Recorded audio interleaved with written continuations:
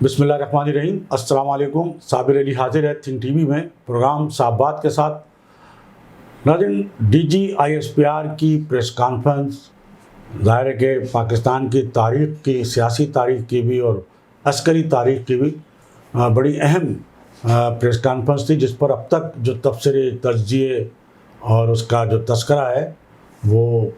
مختلف سطح پر جو ہے وہ جاری ہے۔ ہم نے کل بھی اس حوالے سے بات کی تھی۔ D G I S P R کی اس پریس کانفرنس پر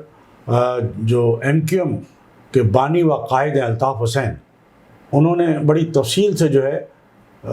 متعدد سوالات جو ہے اٹھائے تھے۔ وہ ظاہر ہے کہ آپ کی نظر سے گزر چکے ہوں گے، لیکن ایک جو بڑا سوال ہے وہ یقیناً بڑا اہم سوال ہے، جو آج جو ایم کیو ایم کے جو سیکرٹری اطلاعات ہیں سید قاسم رضا صاحب، انہوں نے جو ہے وہ اٹھایا ہے۔ اور اس حوالے سے قاسم رضا صاحب کا یہ کہنا ہے، قاسم علی رضا صاحب نے D G I S P R major general Ahmed Sharif صاحب کو مخاطب کرتے ہوئے یہ کہا ہے کہ آپ نے اپنی پریس کانفرنس میں ارشاد فرمایا ہے کہ تمام حقیقی سیاسی جماعتیں فوج کے لیے قابل احترام ہیں، تو پھر قوم کو بتایا جائے کہ سندھ کے شہری عوام کی اصل نمائندہ جماعت اور اس کے بانی و قائد الطاف حسین پر غیر آئینی و غیر قانونی پابندی۔ تو یقیناً یہ بڑی ظاہر ہے کہ ان کا ایک سوال تو یہ بنتا ہے۔ اب چونکہ جو فوج کے جو ترجمان ہیں انہوں نے یہ کہا ہے کہ پاکستان میں جتنی بھی تمام حقیقی جو جماعتیں ہیں، سیاسی جماعتیں، وہ قابل احترام ہیں۔ تو اس کا مطلب ہے کہ چونکہ جو ایک ایسی جماعت جو سندھ کے شہری علاقوں کی ایک مقبول ترین جماعت رہی ہے اور اس کے جو بانی و قائد ہیں الطاف حسین صاحب، وہ ایک مقبول ترین جو ہے وہ لیڈر رہے ہیں، اور وہ جماعت جو ہے گزشتہ 35 سال کا جو عرصہ ہے، جتنی بھی حکومتیں آئی ہیں ان میں وہ شامل رہی ہے بانی و قائد الطاف حسین کی قیادت میں۔ تو یا تو یہ ہے کہ آج جب یہ پریس کانفرنس ہوئی تو جو حقیقی جو جماعتیں ہیں پاکستان کی، ان میں نہ تو وہ جماعت شامل ہے، نہ ان کے وہ جو ہے قائد ہیں وہ شامل ہیں۔ ظاہر ہے کہ یا تو یہ ہے کہ ان کو وہ نہ تو وہ جماعت سمجھتے ہیں، چونکہ ان کی جگہ جو لے لی ہے وہ ایم کیو ایم پاکستان نے لے لی ہے۔ اب وہ چونکہ گراؤنڈ پر ہی نہیں ہے تو اس کو کیسے وہ حقیقی جماعت سمجھا جائے؟ تو یہ بڑا سوال ہے۔ لیکن یہی کہا جاتا ہے کہ جو کراچی اور حیدرآباد میں اور سندھ کے شہری علاقوں میں آج بھی اگر ووٹ بینک ہے تو وہ بانی و قائد الطاف حسین کا ہے، اور یہ کہا جاتا ہے کہ اس کا جو ثبوت ہے وہ ظاہر ہے کہ جو مختلف جو ضمنی الیکشن ہوئے اور بلدیاتی الیکشن ہوئے، اس میں جو ان کی بائیکاٹ کی اپیل تھی، اس میں جس طرح کم جو ہے وہ ٹرن آؤٹ رہا ہے ووٹنگ کا، تو وہ یہی ظاہر کرتا ہے وہ کامیاب ہوا ہے۔ لوگوں نے ووٹ دینے سے زیادہ ووٹ نہ دینے پر توجہ دی ہے، اور جو لوگ بھی منتخب ہو کر آئیں وہ 10-12-14% یا اتنے ہی ووٹ، جو اتنے 10-12% ووٹوں سے جو ہے وہ منتخب ہو کر آئیں۔ تو ناظرین، ایک جانب جہاں فوج کے اس احتسابی عمل کو جو ہے سراہا جا رہا ہے، وہاں یہ سوال بھی کیا جا رہا ہے کہ آخر اس کا جو بھی ماسٹر مائنڈ تھا، وہ کوئی اب وہ خفیہ تو نہیں رہا، سب کو پتہ ہے کہ کون ماسٹر مائنڈ تھا، تو اس کو اب تک کیوں نہیں گرفتار کیا گیا، اس کو اب تک کیوں نہیں سزا دی گئی؟ کیا اب بھی اس کی سہولت کاری جاری ہے؟ کوئی نہ کوئی موجود ہے؟ اور یہی کہا جاتا ہے کہ عدلیہ میں بھی کچھ لوگ ہیں جو ان کی سہولت کاری میں جو ہے وہ اس وقت ان کی سہولت کاری کا کسی نہ کسی طرح جو ہے وہ ذریعہ بنے ہوئے۔ تو یہ یقیناً ایک بہت بڑی کارروائی جو ہے بڑی تحقیق کے بعد، بڑی انکوائری کے بعد افواج پاکستان جو ایک ہمارا ایک اہم ادارہ ہے اس نے کی ہے۔ لیکن جب بات یہ آ جاتی ہے کہ تمام حقیقی جماعتیں ان کے لیے قابل احترام ہیں، تو جو کراچی اور حیدرآباد کے جو لوگ ہیں جو اب تک ایک سیاسی جماعت کے لیے جو ہے وہ ہمدردی رکھتے ہیں، تو وہ ان کے ذہنوں میں ضرور یہ سوال پیدا ہوتا ہے کہ اور وہ یہ بات ضرور سوچنے میں مجبور ہوتے ہیں کہ اس کا مطلب یہ ہے کہ وہ جس جماعت کو پسند کرتے ہیں، جس سے ہمدردی رکھتے ہیں، یا جس لیڈر سے ہمدردی رکھتے ہیں یا پسند کرتے ہیں، وہ پاکستان کی ان حقیقی جماعتوں میں شامل نہیں ہے۔ اس سے تو یہی ایک بات جو ہے وہ سامنے آتی ہے، لیکن اس کا نہ تو کوئی انکار کیا جاتا ہے، نہ اس کا اظہار کیا جاتا ہے کہ ہاں ایسا ہے کہ وہ جماعت یا وہ لیڈر جو ہے وہ ملک کی حقیقی سیاسی جماعت میں نہ تو اس کی جماعت شامل ہے، نہ لیڈر شامل ہے۔ تو یا تو یہ ہے کہ اس کا اقرار کر لیا جائے یا اس کا انکار کر دیا جائے، لیکن نہ تو اقرار ہے نہ انکار ہے، اور نہ ہی ہاں عدالت کا ایک فیصلہ جو ہے لاہور ہائی کورٹ کا صرف تحریر اور تقریر اور تصویر پر پابندی کے حوالے سے ضرور کیا گیا تھا، وہ بھی 6 مہینے کے لیے کیا گیا تھا، لیکن سیاست میں حصہ لینے پر پابندی کے حوالے سے اس جماعت کی خاص طور پہ، چلے لیڈر کی اگر ذبح بندی ہے یا کوئی ایسا عدالتی فیصلہ ہے تو ٹھیک ہے، اس کو عدالت کی حد تک تسلیم، لیکن اس جماعت کے لوگوں کو اگر کسی قسم کی کوئی سیاست میں حصہ لینے کی اجازت نہ ہو تو یہ بھی ایک سوالیہ نشان تو ہے۔ اور پھر پاکستان کی کسی عدالت نے بھی اس جماعت اور اس لیڈر کے بارے میں یہ ابھی تک کوئی ایسا فیصلہ نہیں سامنے آیا کہ جناب اس پر کسی قسم کی جو ہے وہ باقاعدہ آئینی اور قانونی جو ہے پابندی جو ہے وہ عائد کر دی جائے، یا آئینی یا قانونی پابندی عائد ہے، ایسا بھی کچھ نہیں ہے۔ تو جب ایسا بھی نہیں ہے تو اس کا بہرحال انکار یا اقرار یہ ضرور بنتا ہے۔ تو ناظرین یہ تو اس حوالے سے بات ہو گئی۔ دوسری جانب پہلے ایک تھا مظلوموں کا ساتھی، سب جانتے ہیں کہ وہ کون تھا مظلوموں کا ساتھی،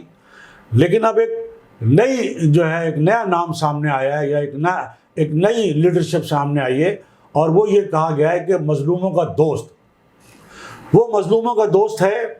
گورنر سندھ کامران ٹیسوری۔ گورنر سندھ کامران ٹیسوری نے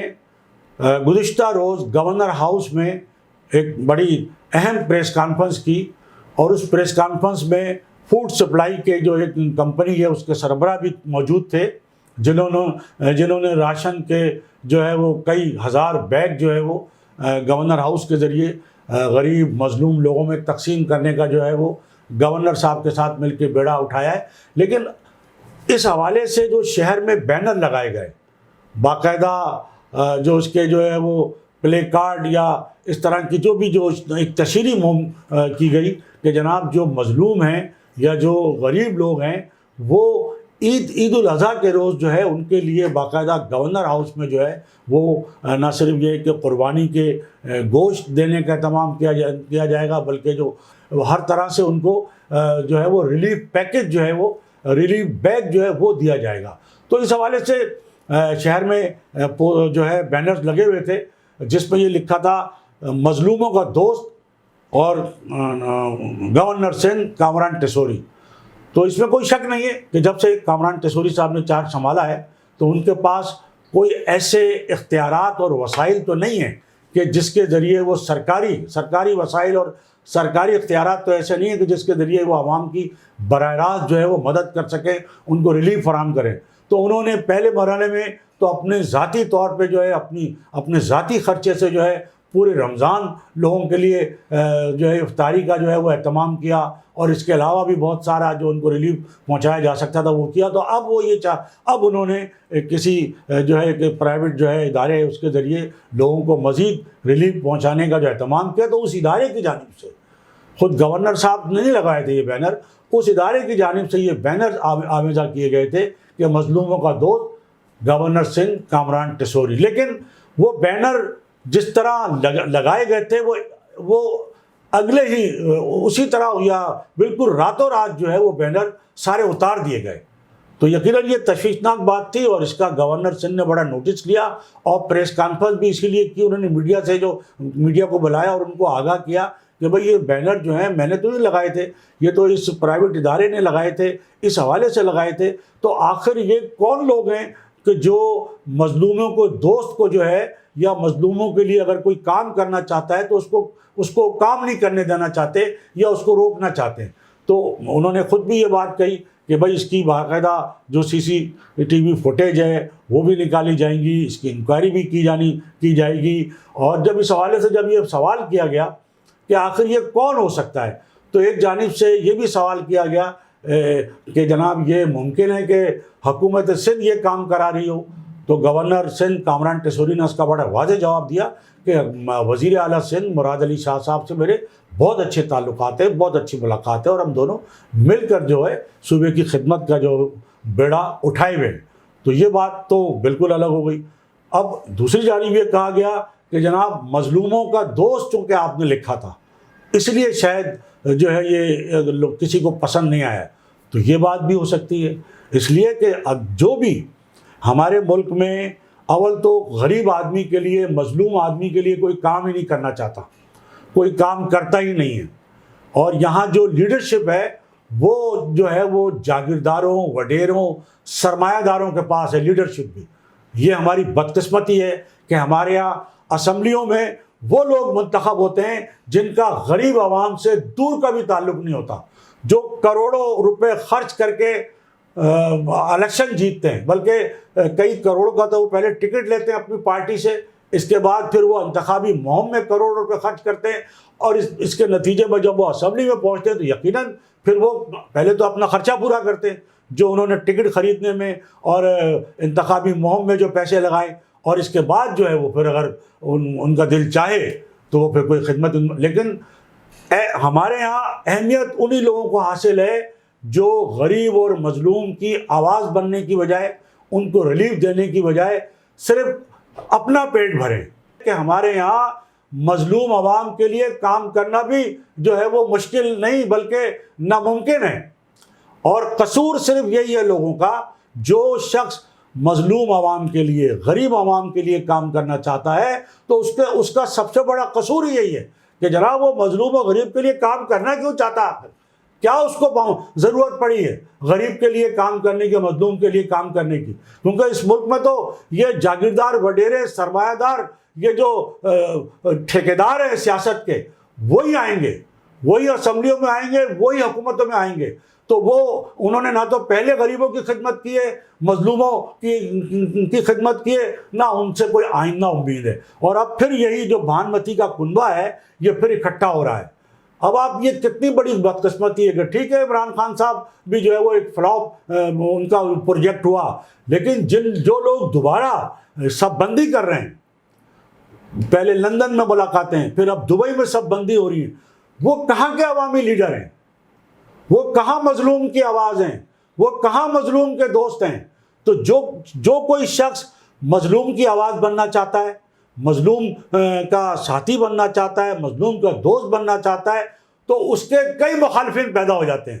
اس کے اپنے میں سے ہی اپنے شہر میں سے ہی جو ہے وہ مخالفین پیدا ہو جاتے ہیں اور اس کے بینر اتارنا شروع کر دیتے ہیں کہ یہ کیسے مظلوم کا دوست بننے جا رہا ہے. ہاں ہم ہیں نا، ہم اس کو کیسے بننے دیں گے مظلوم کا دوست؟ اگر یہ واقعتاً مظلوم کا دوست بن گیا تو ہماری سیاست کہاں جائے گی؟ ہماری سیاسی دکان ہی بند ہو جائے گی. تو یہ بڑا المیہ ہمارے ملک کا کہ ہمارے ملک میں سب سے بڑا جو قصور ہے وہ مظلوم اور غریب آدمی کو ریلیف پہنچانا ہے. جو کوئی بھی شخص غریب اور مظلوم آدمی کے لیے آواز اٹھائے گا، اس کے ریلیف کا کام کرے گا، تو اس کے نہ صرف بینر پھاڑے جائیں گے، اس کا راستہ روکا جائے گا اور اس کو سیاست سے ہی آؤٹ کر دیا جائے گا. تو یہ ہمارے یہاں کا جو اب تک کا جو سیاسی منظرنامہ ہے یہ نظر آتا ہے. دوسری جانب ناظرین، جس طرح ایک عدالتی کارروائی چل رہی ہے اور ایک حکومتی کارروائی بھی چل رہی ہے، اور جس طرح افواج پاکستان نے اپنے اندر سے خود احتسابی کا عمل جو ہے وہ شروع کیا ہے، تو اب یقیناً جو 9 مئی کے جو ماسٹر مائنڈ ہے، جو بھی ہیں، اور 9 مئی کے بعد اب تک جو سہولت کاری کا فریضہ انجام دے رہے ہیں، بتایا جاتا ہے کہ ان کے خلاف بھی بہت بڑے پیمانے پہ جو ہے وہ کارروائی شروع ہونے والی ہے. اب چونکہ عید الاضحیٰ آ چکی ہے تو عید الاضحیٰ پہ مسلمان جو ہے سنت ابراہیمی کا فریضہ ادا کرتے ہوئے جو ہے وہ قربانیاں کریں گے، اللہ کی راہ میں جانوروں کو ذبح کریں گے. لیکن جو اس وقت ہمارے یہاں جو یہ صورتحال 9 مئی کے بعد پیدا ہوئی تھی، تو یہ کہا جا رہا ہے کہ اس عید پر صرف جانوروں کی قربانی نہیں ہوگی، بلکہ بڑے بڑے جو سیاسی گد ہیں اور جو 9 مئی کے واقعے کے ذمہ دار ہیں اور جو جن کا تعلق جو بعض جو ایسے ہوتے ہیں، ایسے بھی لوگ ہیں جو سہولت کاری کا کسی نہ کسی طریقے سے سہولت کاری کرتے رہے، عدلیہ میں بیٹھ کر بھی اور اسٹیبلشمنٹ میں بیٹھ کر بھی، ان کو تو سزا ان کو سنا دی گئی، اور جس طرح بھی جو اس 9 مئی کے واقعے میں سہولت کاری کرتے رہے، تو اب ان کی بھی قربانی کا جو عید الاضحیٰ پر جو ہے بڑی قربانیاں ہونے جا رہی ہیں۔ ایک تو مسلمان جو ہے سنت ابراہیمی کے تحت جو ہے وہ اللہ کی راہ میں جانور ذبح کریں گے، لیکن جو صورتحال ہے اس میں بہت بڑی بڑی قربانیاں جو ہے وہ نظر آ رہی ہیں۔ اور جو ہم نے آپ کو کل بھی بتایا تھا کہ معروف جو سینئر صحافی ہیں اسلام آباد سے حامد میر صاحب، وہ یہ کہتے ہیں کہ نااہلی اور سیاست سے باہر کرنا بہت چھوٹی بات ہے، بہت بڑی قربانی ہونے جا رہی ہے۔ تو بعض لوگ تو، اور آدمی میر صاحب کا بھی اس طرح اشارہ ہے اور بہت سارے لوگوں کا اشارہ ہے کہ شاید کوئی پھانسی کی سزا بھی ہو سکتی ہے کہ جرم اتنا بڑا ہے، جو خدا نہ خواستہ اگر یہ اس میں وہ کامیاب ہو جاتے، بغاوت اگر کامیاب ہو جاتی، تو ظاہر ہے کہ دشمن کو موقع ملتا۔ انڈیا وہ تو کوئی بھی موقع ہاتھ سے نہیں جانے دیتا۔ تو یہ ایک بہت بڑی ایک ملک دشمنی کی ایک کارروائی تھی، جس سے جو ہے ظاہر ہے کہ ہمیں اللہ تعالیٰ نے بھی محفوظ کیا اور ہمارے یہاں جو سیکورٹی کے جو ادارے ہیں انہوں نے بھی محفوظ کیا۔ لیکن بہرحال جن کا جو قصور ہے ان کو ان کی سزا ضرور ملنی چاہیے، اور یہی کہا جا رہا ہے کہ عید الاضحیٰ پر ایک بڑی قربانیاں ہونی جا رہی ہیں۔ اب دیکھنا یہ ہے کہ اس عید الاضحیٰ پر کون کون سے جو لوگ ہیں، سیاسی گد بھی ہیں جن میں اور گد بھی ہیں، تو کس کس کی جو ہے وہ قربانی ہوگی اس عید پر۔ تو ایک تو یہ بات ہو گئی۔ دوسرے جو پی ٹی آئی کے سندھ کے صدر ہیں حلیم عادل شیخ صاحب، ان کا آج ایک پھر ویڈیو بیان جاری ہوا ہے۔ انہوں نے 31 جو یو سی چیئرمین ہیں جو ووٹ دینے نہیں گئے حافظ نعیم الرحمان کو، ان کو پارٹی سے نکال دیا ہے اور کہا ہے کہ ہم ان کو ڈی سیٹ کرائیں گے۔ تو پہلی بات تو یہ ہے کہ حلیم عادل شیخ صاحب کسی خفیہ مقام پر بیٹھے ہیں، وہاں بیٹھ کے یہ ظاہر ہے کہ ہدایت بھی دے رہے ہیں، بیانات بھی جاری کر رہے ہیں، لیکن بڑی حیرت انگیز بات ہے کہ حلیم عادل شیخ صاحب جو ہے وہ اب تک گرفتار نہیں ہوئے۔